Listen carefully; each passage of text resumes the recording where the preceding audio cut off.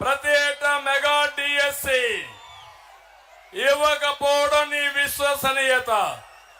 నేను చెప్తున్నా మా యువతకి, ఫస్ట్ సంతకం, మొదటి సంతకం మెగా డిఎస్సి పైనే పెడతాను. మీ ఉద్యోగాలు ఇస్తాను. ఇంకో పక్క తమిళలో ఇక్కడ మీరందరూ ఉన్నారు. మార్కాపూర్ లో అందరిని అడుగుతున్నా, సిద్ధంగా ఉండి ఆన్సర్ చేయాలి. ఊ కిల్డ్ బాబాయ్, ఊ కిల్డ్ బాబాయ్, ఊ కిల్డ్ బాబాయ్. తెలుసా మీకు? తెలిసే చేరిపైకి ఎత్తండి.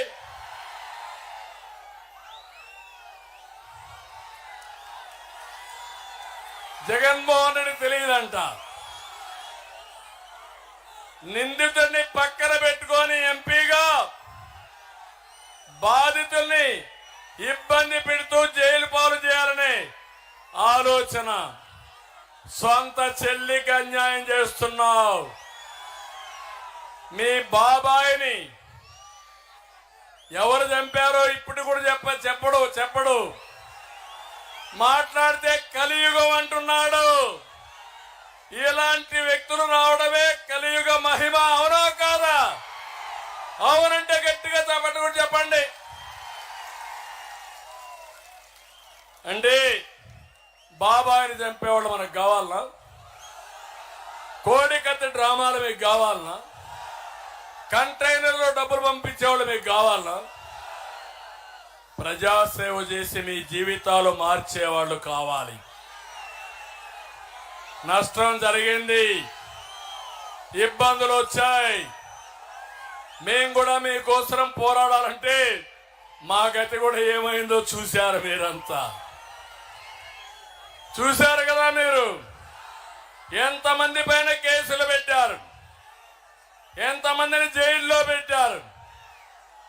ఇప్పుడు కూడా అక్కడక్కడ ఒకరో ఇద్దరు ఆఫీసర్లు ఇంకా మారడం లేదు. పర్వాలేదు, మీ అందరూ ఒకటైనాక సైకిల్ మీద ఎక్కి జనసేన గ్లాస్ పట్టుకొని సైకిల్కి పువ్వు కూడా పెట్టుకొని 3 పార్టీల నాయకులు బయలుదేరితే తిరుగుండదు.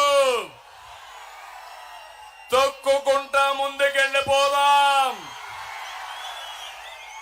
మన కమిట్మెంట్ ఈ రాష్ట్రం.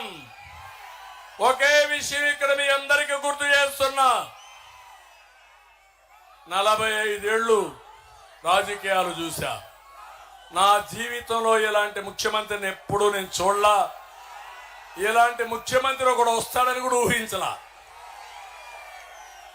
మీరు ఊహించారా? ఎవరన్నా ఊహించారా? ఎవరు ఊహించరా. అంటే ఇప్పుడు అంటున్నాడు నేనేదో బీజేపీతో పొత్తు పెట్టుకున్నామని ముస్లింల దగ్గరికి పోయి రెచ్చగొట్టే ప్రయత్నం చేస్తున్నాడు. జగన్మోహన్ రెడ్డి, నేను సవాలు విసురుతున్నా మీకు. పార్లమెంట్ లో కొన్ని బిల్లులు తీసుకొచ్చారు.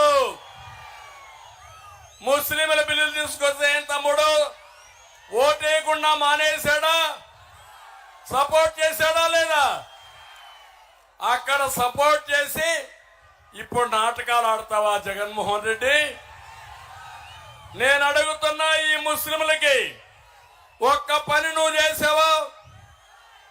కానీ అబ్దుల్ సలాంని నిర్మోహమాటంగా వేధించి 4 కుటుంబ సభ్యులు ఆత్మహత్యలు చేసుకునే పరిస్థితి తీసుకొచ్చావు. నేను చెప్తున్నా, నా విశ్వసనీయత. ఉర్దూ 2వ భాష చేసింది నేనే, అవునా కాదా? మైనారిటీ సోదరులకు ఫైనాన్స్ కమిషన్ కార్పొరేషన్ పెట్టింది మేమే, అవునా కాదా? హైదరాబాద్ లో ఉర్దూ యూనివర్సిటీ, కర్నూలులో ఉర్దూ యూనివర్సిటీ పెట్టిన పార్టీ తెలుగుదేశం, అవునా కాదా? హైదరాబాద్ లో ఆది హౌస్ కట్టాం. కడపలో, విజయవాడలో విభజన అయిన తర్వాత 2 హాజ్ హౌస్లు కట్టాం, రంజాన్ తోఫా ఇచ్చాం, దుల్హాన్ ఇచ్చాం. ఇంకో పక్క ఇమాములకి మౌజుములకి ఆండ్రోరియం ఇచ్చాం. మీకు 3 లక్షల రూపాయలు ఆర్థిక సహాయం చేసి 1 లక్ష రూపాయలు సబ్సిడీ ఇచ్చిన పార్టీ తెలుగుదేశం పార్టీ. విదేశ విద్య ముస్లింల కోసం పెట్టిన పార్టీ తెలుగుదేశం పార్టీ. దగ్గర దగ్గర 30,000 మందికి పెళ్లిళ్లు చేసిన party Telugu Desam party.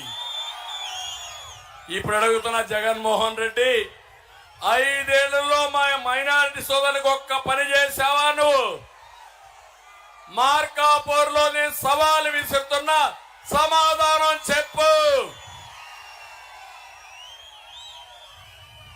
Telugu Desam party ఏదైతే మా జట్టు గాని మేమందరం ఎవరైతే ఉన్నామో మా కలయిక మా కోసం కాదు, ఈ రాష్ట్రం కోసం. ప్రజలు గెలవాలి. ప్రజలు గెలవాలంటే ఈ కూటమి గెలవాలి. 13 లక్షల కోట్ల రూపాయలు అప్పులు చేశారు.